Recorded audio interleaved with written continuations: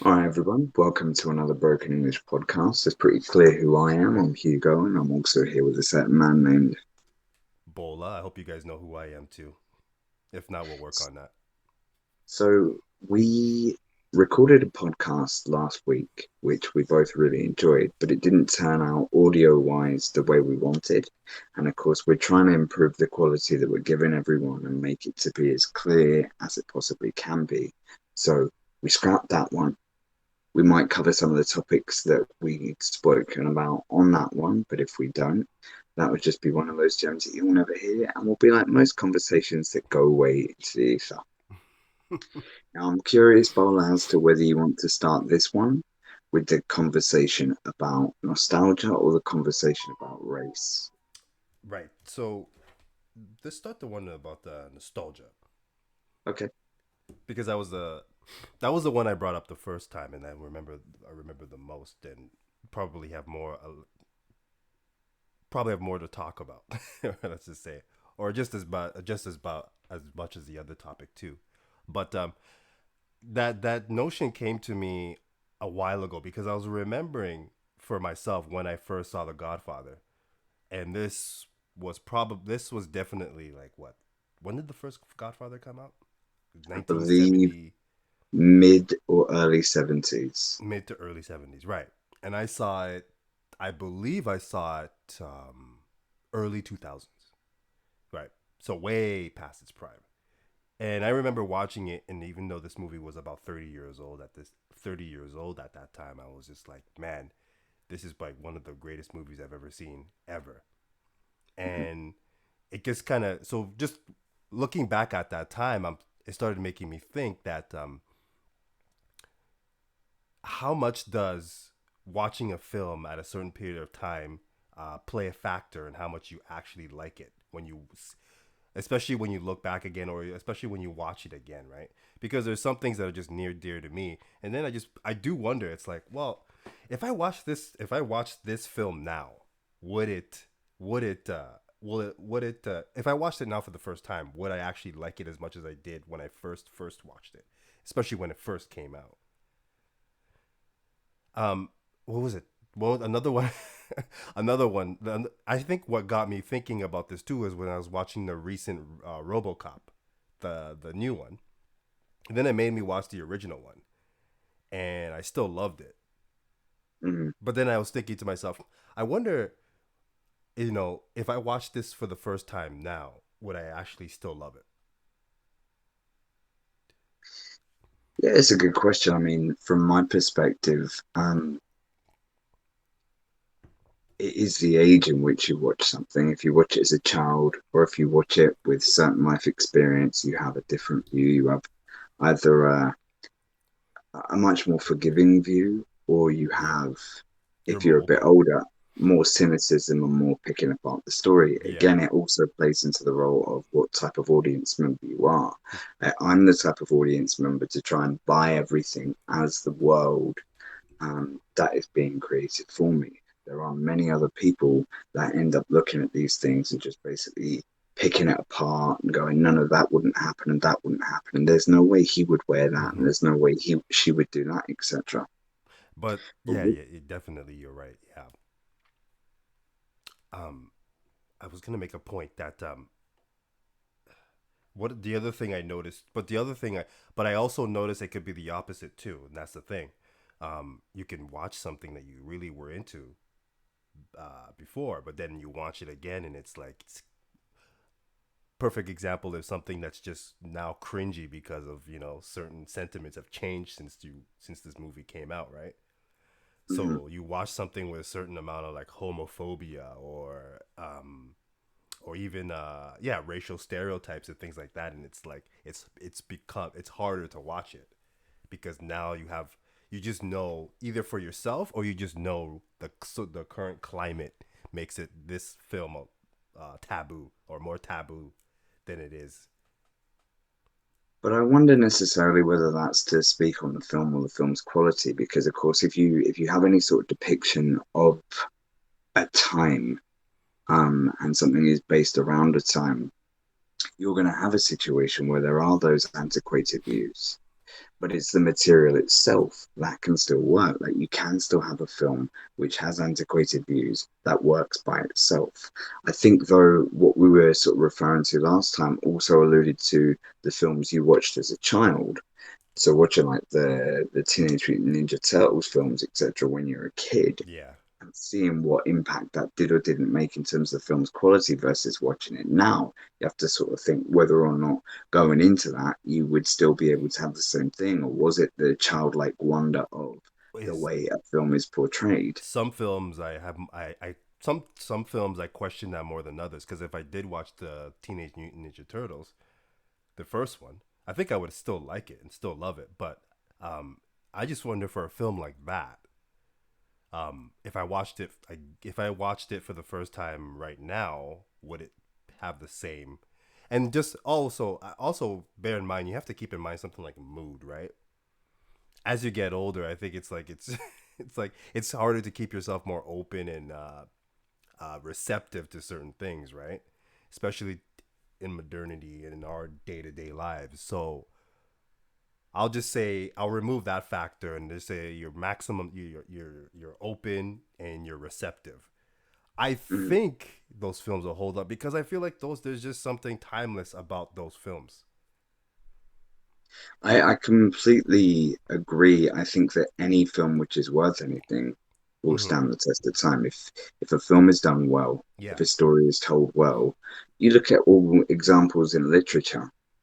Right. There are books that you read now that were written hundreds of years ago. There are books that were written in various points within the 1900s and novels. Yeah. Um, What when did Tolkien write Lord of the Rings? Was it like the, I I think forget. it was I like I don't think know exactly. 1920s or something, or it could be I even think it was earlier. somewhere along those lines. Yeah. Um, but nevertheless, you look at those, and those stand the test of time. They stand the test of time because a well-told tale Yeah. with interesting characters and a scenario which is well presented, they're eternal. Yeah. They cannot stop going. I mean, you cited The Godfather. The Godfather Part One and The Godfather Part Two are two of the best films ever made. And again, neither of us were alive when they came out, Right. Yeah. And but we watched them. I watched it in my early 20s. I don't know when you watched it same here. yourself. Um, and it had an indelible impact. Those were done spectacularly. Yeah. There's something about a film done well. I don't think that necessarily. I think the timing plays a bit of a role in that. We were referencing it the other time on the podcast when we spoke about The Hunt, which was a film which was delayed for a year because of the fact that it was to do with hunting people down and shooting them. And it was at a time when it was surrounding one of America's endless amounts of mass shootings. And of course, they found it inappropriate to release it at said time, Mm-hmm. partly because of the worry about ramifications, but also, do people really want to know something which is meant to be done in jest, which is meant to be over the top, which is meant to be a joke about sort of Republicans and Democrats, etc., at a point where things are at such a fever pitch. So I think more in terms of the release of something Yeah. matters rather than um, a film's quality by itself. Well, that's a this is a big thing that even as a filmmaker, especially as a filmmaker, that you have to be considerate of. It's like, when is this coming out, right? What's the climate like? What's the climate right now when it comes to this film that you're trying to make, right? Because I think that plays a huge part in what's going to Mm, happen with a film and whether it's going to be good or not. Because um, if something about it doesn't resonate with the certain, I think you can capture a lot of people if you do something that's really resonating with a lot of people at the moment. Certain right, but themes, certain topics. But then there's also that other factor where you can have something and you can do something, and culture is changing really quickly. You know, what was appropriate now, and a year later it could be just totally inappropriate. again, that sort of caters towards whether the film is something which is only worth being around in the moment. whether it happens to capture that bolt of lightning, etc., or whether it is something which is worthwhile that you will be able to revisit, like a Godfather, like a Scarface. Like there are many, many films. I'm trying to reference ones which don't happen to be unnecessarily violent. Um, American Beauty, for example, right. that's one that can stand the test of time. Uh, Fight Club, Fight Club. again, watch Violent. that at any point. Again, they're violent. Maybe that says more about me than it does. No, I'm on the same page with those films though. I mean, there's definitely non-violent examples that we could just pull through, but I'm sure Doesn't seem to be springing to mind at this particular it's not time. coming to mind. Everything that comes to my mind is like there was some violence in it. Like The Matrix is another one that's timeless, but Reservoir Dogs, Pulp Fiction, Pulp Fiction, but very violent. Um, damn it. It's like Mean kind of Streets, shows. Taxi Driver. Uh, I'm sure we there's I know there's things that I've watched that definitely were timeless, and I think timeless and were definitely non-violent. But you were saying that. But what were you saying about those films? You can take them and put them at any time period and they will still hold up. I think yeah, for the most part, yeah, because I I think that, you could see a new generation even sourcing from it. well, yeah, and if you see anyone see these films at the moment, I have not seen people turn around, and there will be people with this opinion, but I haven't people seen people turn around and have the opinion of those films going, ah, oh, they're awful. You mean And generally, in the newer pardon? generation or people who are Yeah, yeah, contemporaries. contemporaries? Well, We're seeing these films. I just see from what I see in the landscape that there's a lot of sourcing it. Like how many times do you see, like for example, another timeless? Okay, I think maybe that's something we found something that's not as violent. Back to the Future. Mhm. Um, I see that being sourced all the time now, right? Right? You see the DeLorean popping up in so many music videos and films, even right, or things Hmm. so many times. And these are mostly things that are coming from the current generation or the newer generation.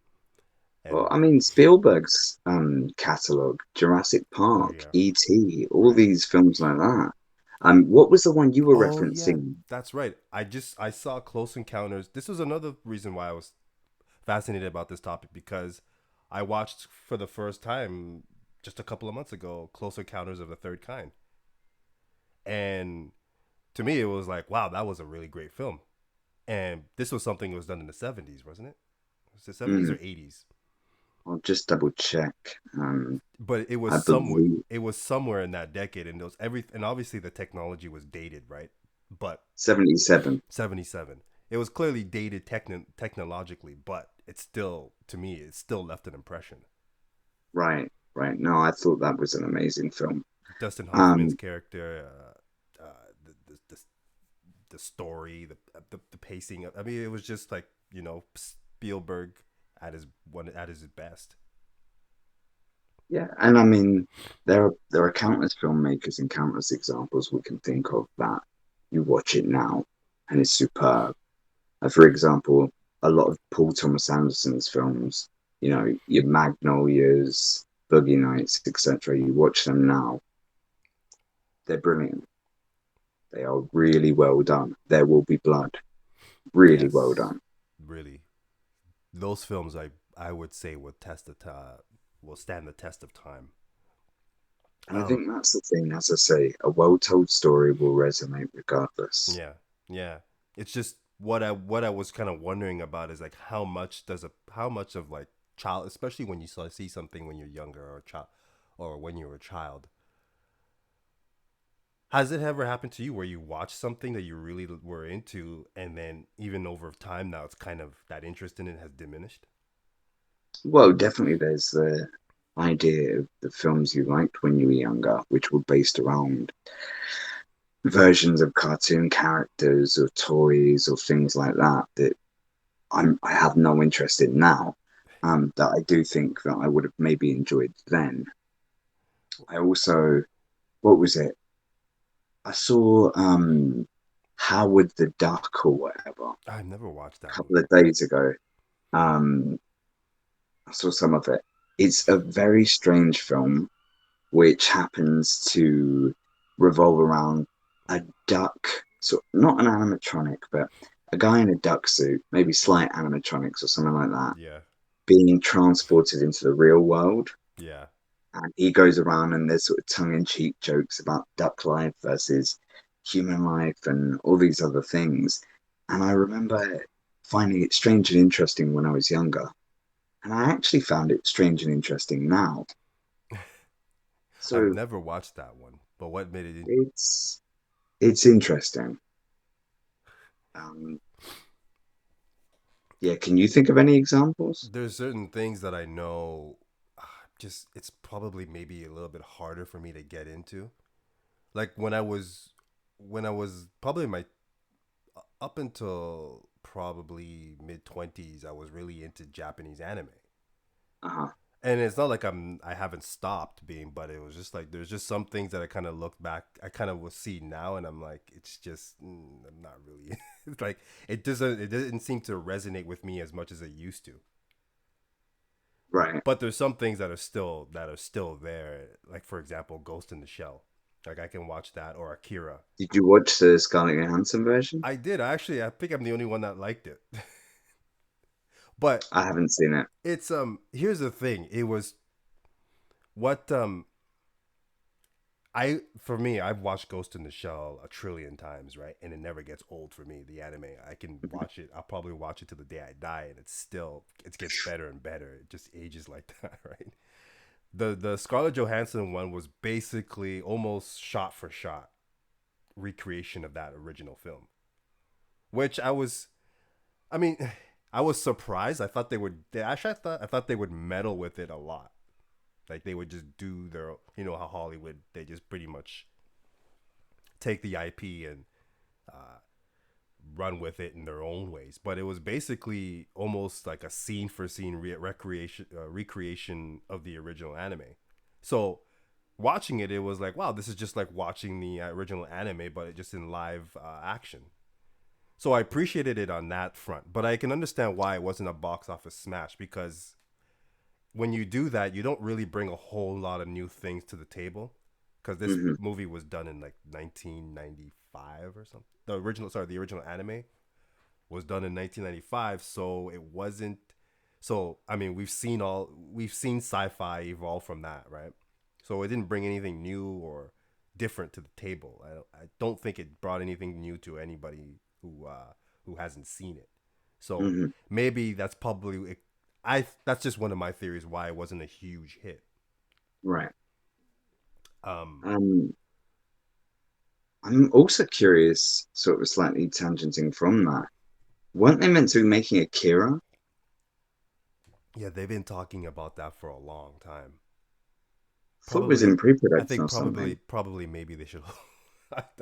I'm like I said, I'm how apprehensive I am about these remakes I'm and just gonna reboots. look this up.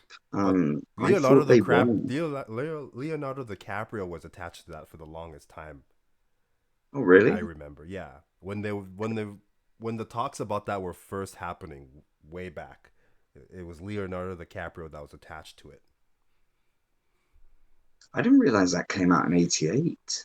Yeah, Um, yeah, it's Leonardo, sorry.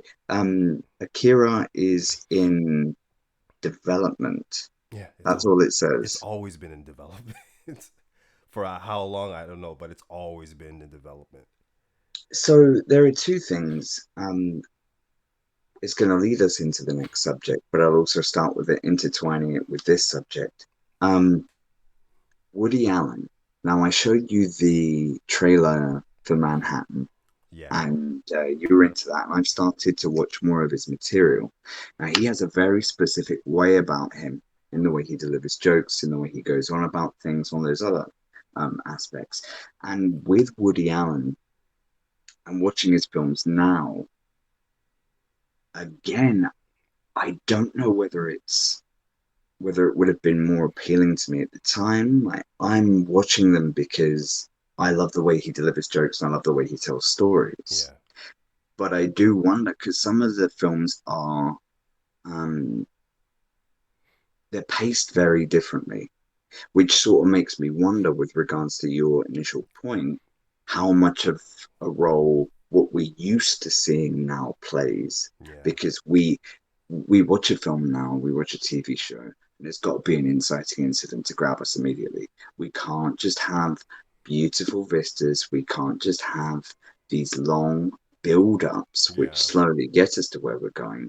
Whereas in yesteryear of cinema, it would be, we'll tell you about it, and it doesn't matter if 10 minutes in we've given you this massive nugget to grab onto. You're in here for the 3 hour long haul. You're in here for the spectacular. It is the winding story that we're going to tell you. Yeah. um I wonder if we've just, in the sort of YouTube generation, etc., lost all our patience, and that your argument about when you watch a film, whether nostalgia is playing a role or it's the climate, I wonder if it extends to that margin as well. That's a very good point.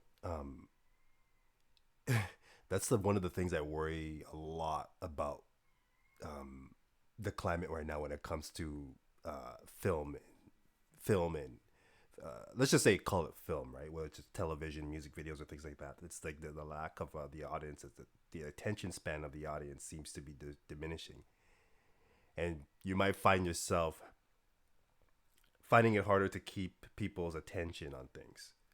Hmm. But that being said, it's I think if the story is engaging, the subject matter and the story or the characters are engaging enough, it will still hold. It would still hold the audience, because I think if for example, you watch a TV show, sometimes it just builds up and builds up and builds up, and sometimes you can have a whole season where nothing really major happens until like the middle of the season. For me, like watching, like when I first started watching Homeland, I barely made it through the first beginning of it because it just didn't seem a lot was going on. It just seemed to be building up to something, right? Little by little. But there wasn't all these little tricks that they were using to just keep your attention. It was just building up on its at its own pace, as I found. And I think that also plays to the type of audience watching it, Right. because there are people that watch things need the titillation and they need to have the immediate, ooh, there I was an explosion. I There I, was that. There I was that. exactly. And I'm saying sometimes I'm guilty of that too, where it's like sometimes like my attention span seems to be it could be a bit dodgy at times, right? But certain subject matters is like to me, I demand. I mean, if I enjoy that slow pace, like I enjoy I the spy think, thriller where things are building up. right. I think also, though, you as a viewer are a lot more forgiving than me. I How won't so? spend 2 hours on a film I'm not into. I won't go into it. Like, if it's not doing it for me, I leave it because there's too much choice. And I think that's both a good thing and a bad thing. So you It's a bail, bad huh? thing. Pardon? You bail on it. You would bail on something you're watching. I may, and that may be to my own detriment, because the thing is that some of these films, like there are some awful, awful, awful movies. There are some abysmal productions Oh, that just what are you aren't talking worth the about? time. You know it. Um, What is this? but the fact is there are instances, especially with the older generation, as in the older generation of movies, whereby you need to be there to sit through whatever to get where you're going to go. Because then when you get there, Mm-hmm. it's superb. Like The Well, Godfather as well, it exactly. was a rambling thing which became superb. I remember watching it, and then it's like I was taking note of things, and it's like you have just there's not a lot of action in the movie, but it's like there's just scenes, there's long scenes where it's just people talking, doing things, and it's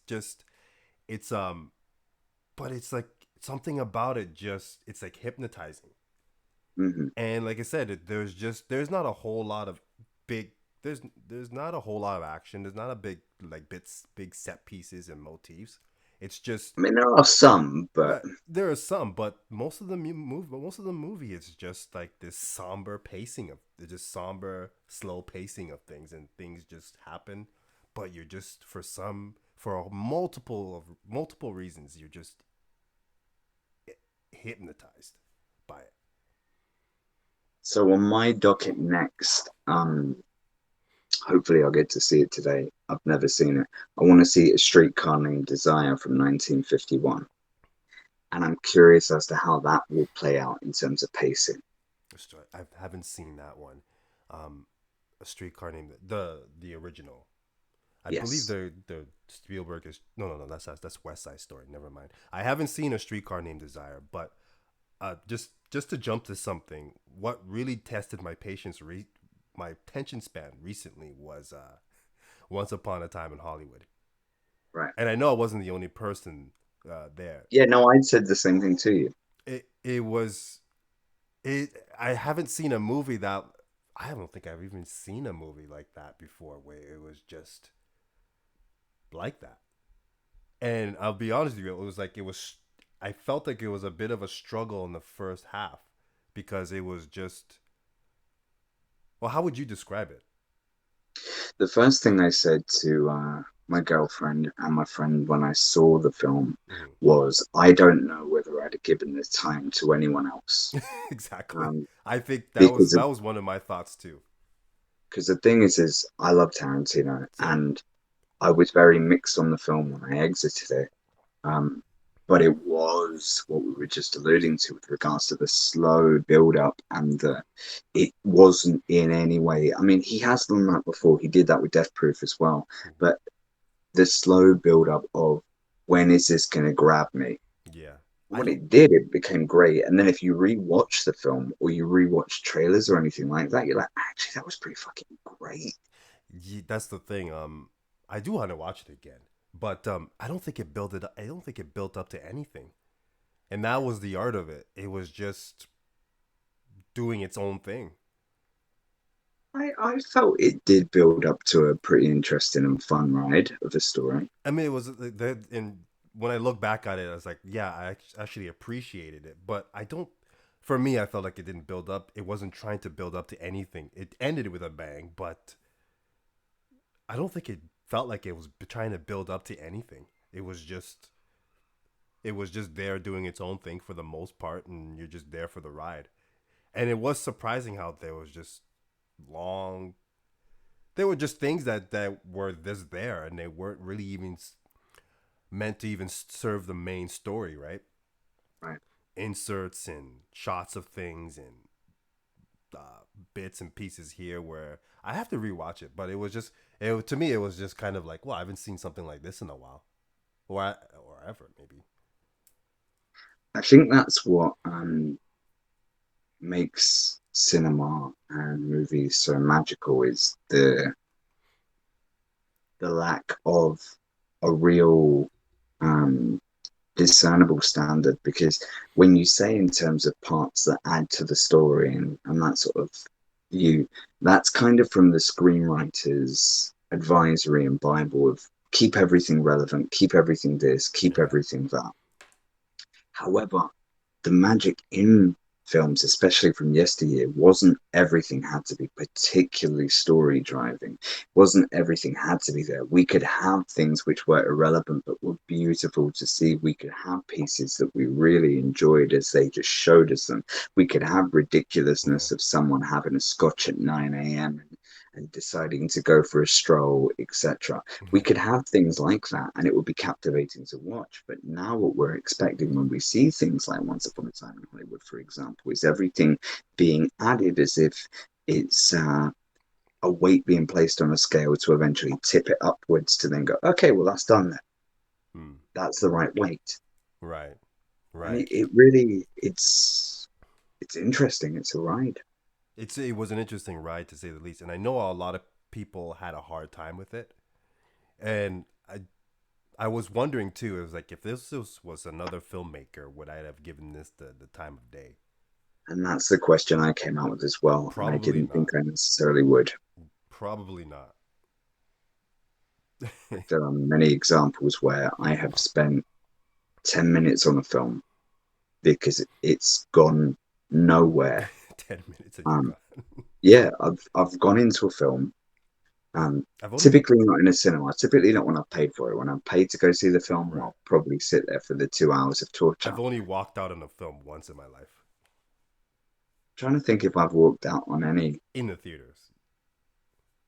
I've walked out on films that I've snuck into, but I'm trying to think if I have walked out on any film outright.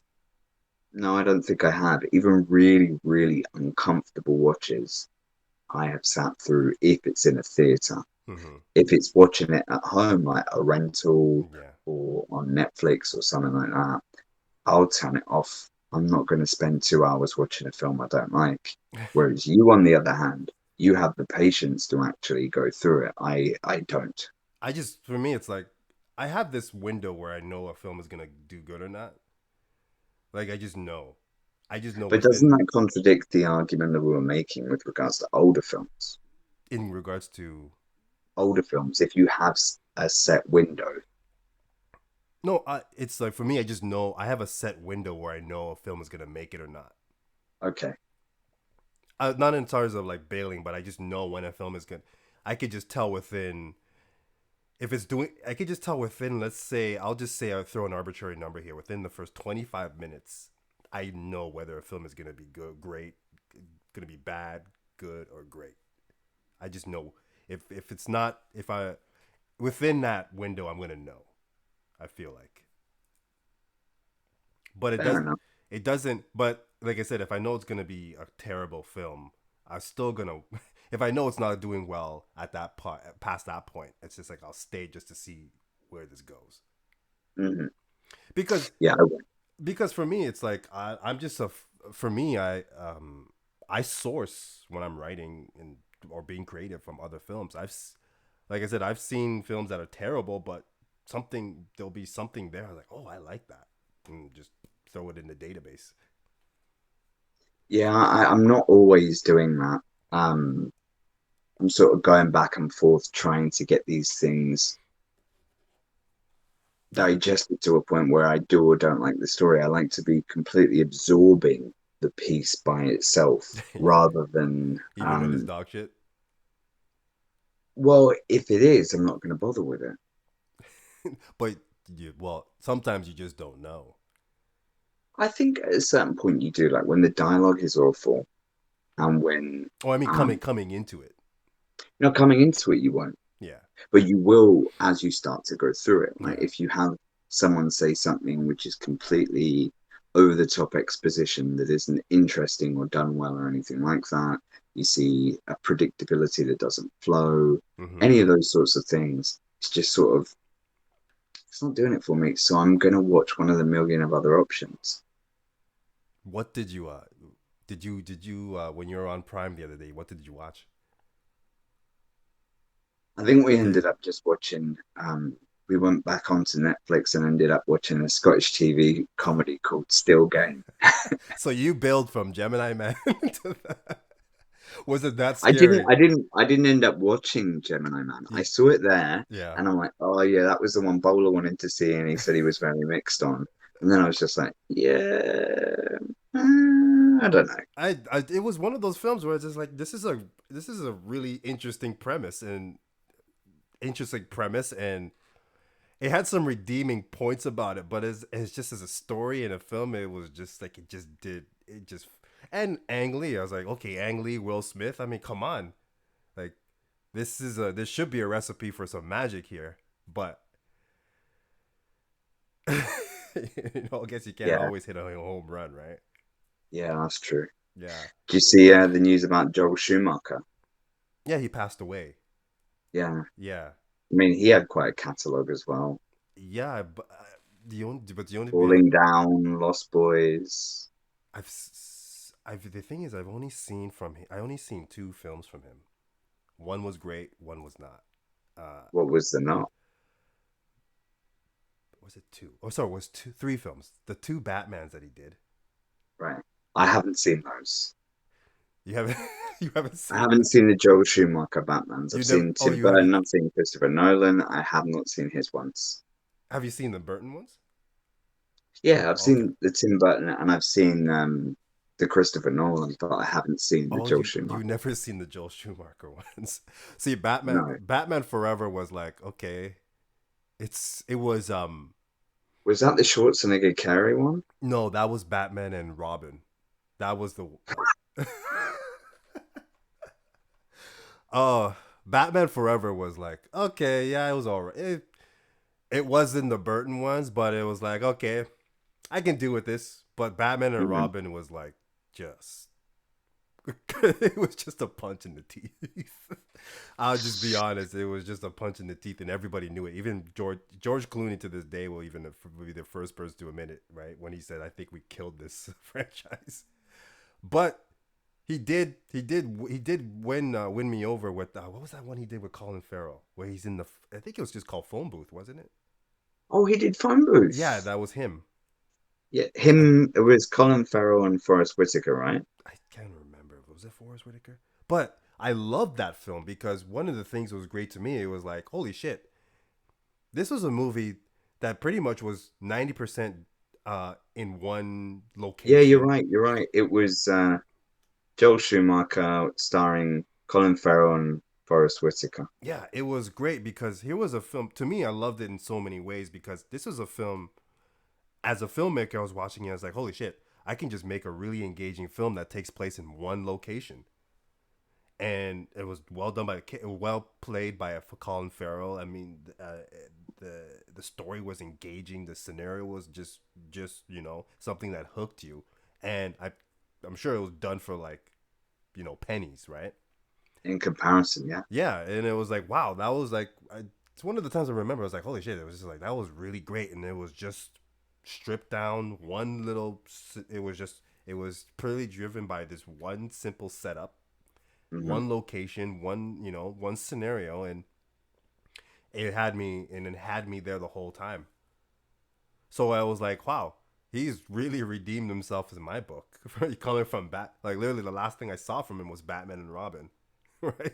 I And think then what's important is you get a filmmaker like that, and they actually, no filmmaker, well, few filmmakers are going to be able to have a catalog where everything's brilliant. yeah, exactly. And you have to understand that yeah, not everything is gonna be a home run, but it was, and I understand probably when I don't know what happened on those films, but when you're doing with those big budget, spectacles, a lot of hands get in there and it becomes bloated and it's easy to lose yourself in those things, right? Yeah. So I don't think it's a testament to his abilities and his creativity and his you know in his art, because like I said, um, I thought Batman and Robin was just hard to watch because it was just Right. so monumentally bad. But but you know you could say Phone Booth was like a masterpiece. Hmm. So it shows that tells you a lot about what's going on in that in terms of Yeah, it's all about creativity as well. I creativity mean, and if you push it over to the other side of the spectrum and you go into music, for example, you have yeah. artists who have put out a lot of material, and you have, say, 70%, which is great, or you have artists that put out next to nothing, and 100% is great. Yeah, It's easy to be consistently great if you aren't doing much material. true. Yeah, So, which is so carry on. no, which is I was just saying, which is a great point. Is that quantity over quality or Yeah, quality over quantity? and that's the thing because you look at Schumacher's catalog of films, and as you say, again, I haven't seen Batman Forever, but he had a few films which weren't up to par, and he had some which really were, but he had an extensive enough catalog for you to be able to go, well, he wasn't sitting down doing nothing all day. Right, He was making more material. right. Some of it hit, some of it missed. Yeah, That's so fine. yeah, you have to, just one of the things you have to understand is just like in any kind of art or any type of thing you're making, or if you're just making anything, not everything is gonna be a home run. And Sometimes, yeah, that's why you have to take the approach of I'm just going to get it done. yeah, yeah, that's true. Yeah, I mean, you get it done, you get it done, right? Precisely. I just, I So that just, I just love that he can go from something like that to something like that was remarkable. so that brings us on to Woody Allen. I'm almost done his autobiography. And in a couple of ways, that very much links with what we just mentioned too, in terms of the studio participation, their hands in it or their hands not in it, and the idea of just getting it done. Mm-hmm. Now, Woody Allen, of course, is fraught with an absolute fallacy of a scandal, according to what he says, and also according to what the criminal investigation said. Yeah. Now, I, for one, obviously, I'm talking from the perspective of someone who has heard his words and heard the other side's words, but also there are court documents attesting to his innocence. And not just that, there he was allowed to adopt two girls after allegedly being charged with something. That doesn't seem to add up. If there is something that the authorities would deem to be the case versus not to be the case, why would they then allow later on, unless he was exonerated, the adoption to take place? Yeah. His autobiography, Apropos of Nothing, is fantastic, and they tried to shelve it. The previous publisher decided they weren't going to publish it, which I think is rather unfair. The reason why I think is unfair is if you get accused of something Mm-hmm. and you get cleared, if the accusation is maintained, that doesn't mean that in a court of law you have not been cleared. Well, yeah. Well, we could say also that just because you've been proven innocent in a court doesn't mean you are innocent. O.J. That's Simpson. that is absolutely true and absolutely valid. Yeah. But we I'll, tend to have this. Sorry. I'm just gonna say this. Full disclosure, I don't know enough. I can't say I know a lot about the whole Woody Allen thing. I've never watched any of his films, and I've kind of kicked myself for not doing that, because it looked like I missed out on a lot of classics. And this whole thing with the child, with the pedophilia and the allegations and things like that, I just haven't gone into it enough to come with an opinion, to Right. draw anything from it, because everything I've seen has just been headlines and sound bites and Right. antidotes, and Right. I haven't dug into it. So, from my perspective, I have looked into it Mm-hmm. because I've been a fan of the art for a very long time. Yeah. I think he's a very witty, funny individual. Yeah, he seems Um, like I it. think I think some of his films are superb. Right. Um, and yeah, I really like his stuff. And so I proceeded to look into the accusations and also to listen to the autobiography, which is available as an audiobook and as a physical book. I wanted to listen to the audiobook because he has a very unique voice, very New York voice, and a unique storytelling manner. Yeah. The thing that really stood out though is um, barring that particular section of controversy, which again, if you read or listen to the book, is fascinating. As a filmmaker, he's always been one to go, yeah, no, I've got one agreement. If I have any distribution or if I have any cash, you have no say. Mm.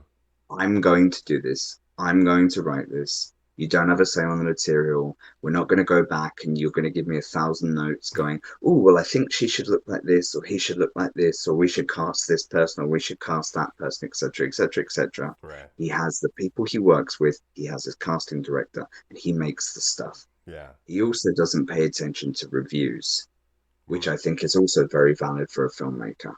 Yeah. Because the thing is, opinions, as the phrase has gone many a time, are like arseholes. Everyone's got one.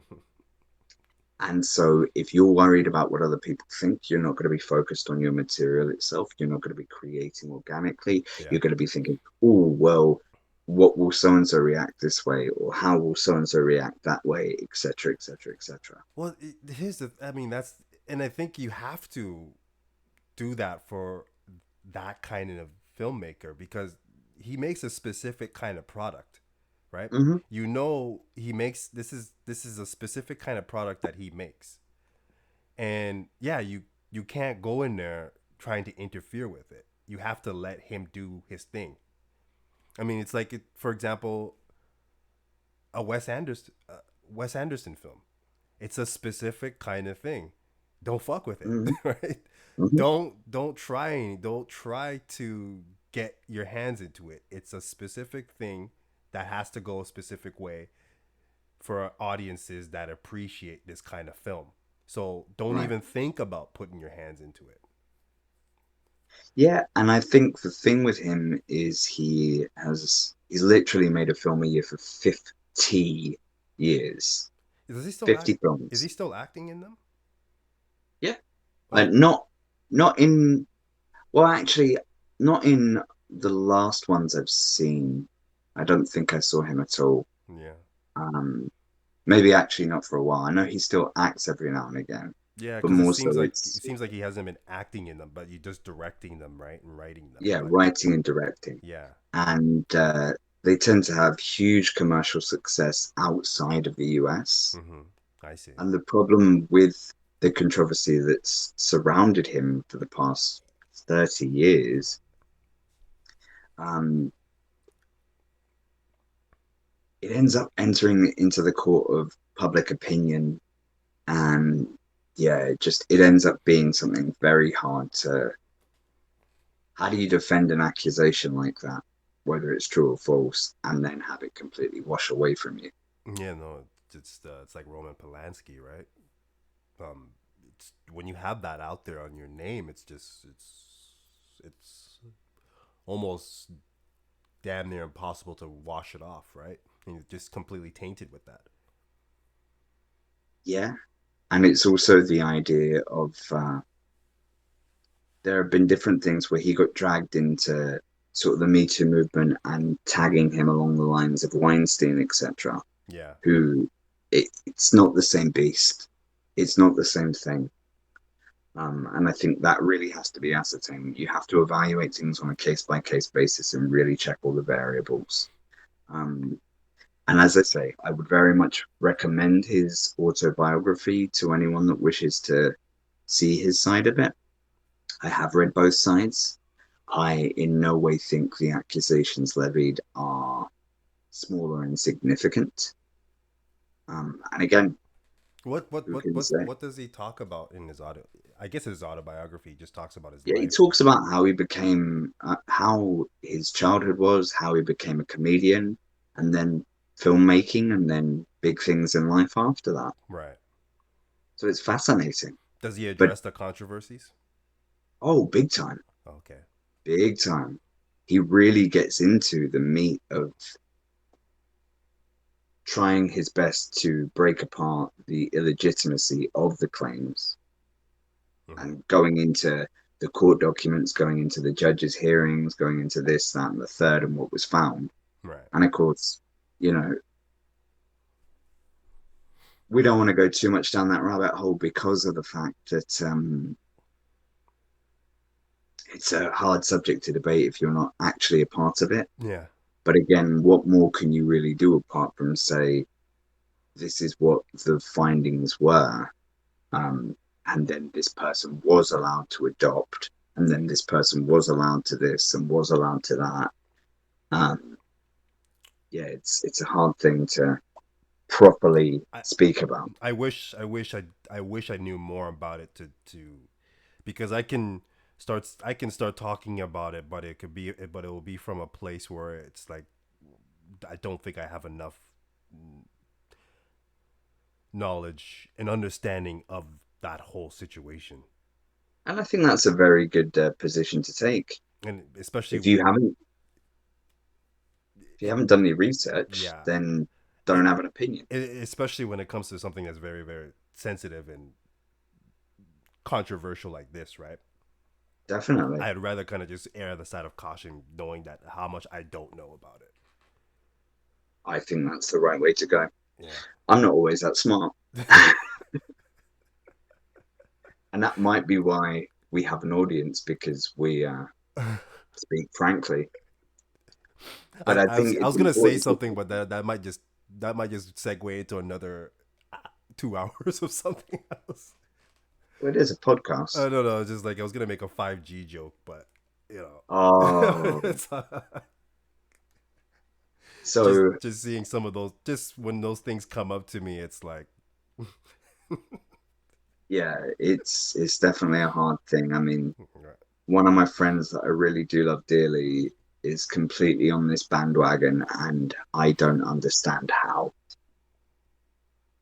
I that do not understand how. I'm gonna explore that sometime soon. Just to that whole I wonderful mean, world. we are at the point whereby when we talk, we cannot talk about those subjects because I cannot tolerate the unfathomable, um, just gripping at straws of conspiracy theories and the delving into just such ludicrous things. Um, Yeah. yeah, it's amazing. It's a fascinating topic and a fascinating world there in and itself. Yes, definitely so. All right, so we are gonna leave you guys until next week. You have been listening to a Broken English podcast with the one and only Bola and Any Point Bola. Um, um, sorry, I'm having a Joe Biden moment. Oh, Hugo. Yes, Yes, yes, that's who you are. I Also, am. George Carlin's stunt body. Yeah, apparently from a distance. Um, so yeah, everyone take care and Double. we will speak to you The next next time. week. Thanks for watching, guys and gals. Until next time.